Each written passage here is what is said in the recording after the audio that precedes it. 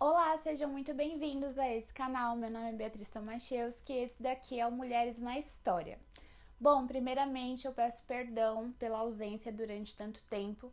Eu tive um problema com meu fone, eu usava o microfone dele, então aí não deu pra gravar, demorou um tempinho até eu conseguir outro, mas agora tá tudo certo. E o meu computador morreu, então ficava difícil para conciliar as edições e tudo mais. Além do fato de, enfim, pandemia, EAD, mil e uma outras coisas. Mas estou de volta e deixando um pouco de lado aí esses empecilhos do dia a dia, venham comigo porque hoje a gente vai falar um pouquinho sobre as mulheres na América pré-hispânica. Bom, para começar então, eu acho importante a gente falar um pouquinho sobre os modos de organização social que a gente tinha na América pré-hispânica. Lá a gente tinha geralmente, né, os comumente conhecidos Ailus. Esses Ailus, eles eram comunidades com famílias bem extensas que exerciam seu trabalho de forma coletiva. A principal forma de trabalho da América pré-hispânica era a agricultura, mas isso não significa que não existiam outras formas de trabalho em si. Quando o homem adulto do Ailu ele se casava, ele recebia um topo para ele, que era um pequeno pedaço de terra suficiente para que ele sustentasse não só ele, como também a sua esposa. Esse topo que ele tinha, quando ele recebia esse topo, ele deveria começar a pagar impostos e a fazer parte dos trabalhos nas terras do Estado. Nos Ailus, o trabalho era feito de maneira coletiva e também existia, além desse trabalho que eles faziam coletivamente ali dentro, né, dessa comunidade, também tinham, a gente pode falar que existia o sistema de mitas, né? Então, assim, esse sistema era que esporadicamente homens eram convocados a trabalhar de fato nas terras do Estado, a passar um tempo trabalhando lá e apenas homens, tá? Eram convocados e homens sadios e jovens. Idosos, enfermos, mulheres e crianças eram completamente excluídos desse tipo de trabalho. Não era permitido recrutá-los para fazer os trabalhos nas terras do Estado dentro do sistema de mitas. Bom, dentro dessa organização social complexa, então, a gente vai ter as mulheres circulando mais nos âmbitos familiares. Não dá para falar que em âmbito privado, né? Porque é importante ressaltar que não existia, como eu posso dizer para vocês, não existia uma vida particular em si, uma vida privada, tá? Digamos assim, a comunidade em si era tão unida, além de serem famílias extremamente extensas, a comunidade era tão unida em que as mulheres circulavam dentro da comunidade, mas estavam reservadas às suas famílias, aos seus familiares mais próximos, tá? Digamos assim. Bom, no que diz respeito ao casamento, ele não só era necessário, como ele era praticamente obrigatório nas sociedades pré-hispânicas. Isso porque era o casamento que ia garantir o topo de terra, então o início da vida adulta em si, de uma vida madura dos indivíduos. As mulheres elas se casavam mais ou menos entre os 14 e os 18 anos, e já os homens se casavam mais ou menos dentre os 23 aos 26 anos. Para concluir esse casamento, né, para acontecer, era feita uma coisa muito simples, digamos assim.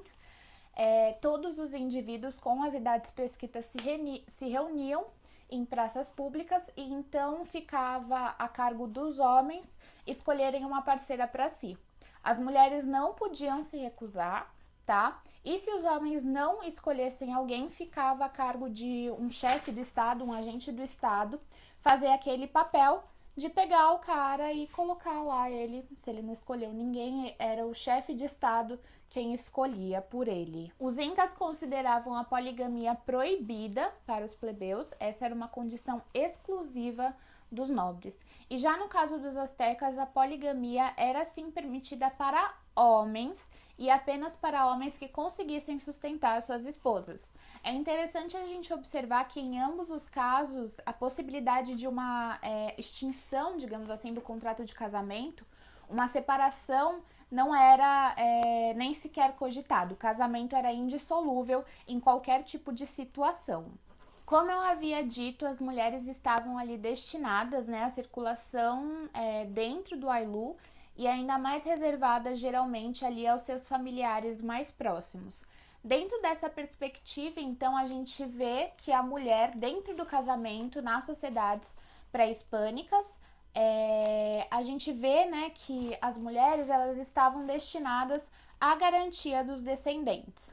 Era muito importante que o casal tivesse muitos filhos, justamente para ter uma garantia de mão de obra no futuro. Era dessa maneira que eles tinham um alívio em si, em ter muitos filhos, justamente por essa garantia de mão de obra futura dentro do Ailu. A gravidez era um dos momentos mais celebrados na vida da mulher.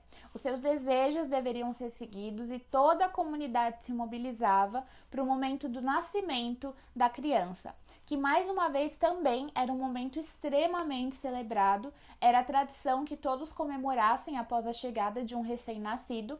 E mais uma vez todos se mobilizavam para ajudar no parto e no pós-parto também, nos primeiros dias de vida daquele recém-nascido. Apesar de estarem então mais reclusas ali ao âmbito familiar, as mulheres participavam sim de parte da agricultura e existiam também, além da agricultura, né, apesar da agricultura ser a principal forma de trabalho na América pré-hispânica, a gente vai ter outras formas de trabalho, como por exemplo os aclas. As aclas, na minha opinião, porque eram artesãs, era um trabalho tipicamente feminino, tá? E elas eram artesãs.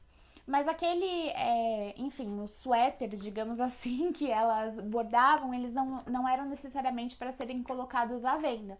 Elas faziam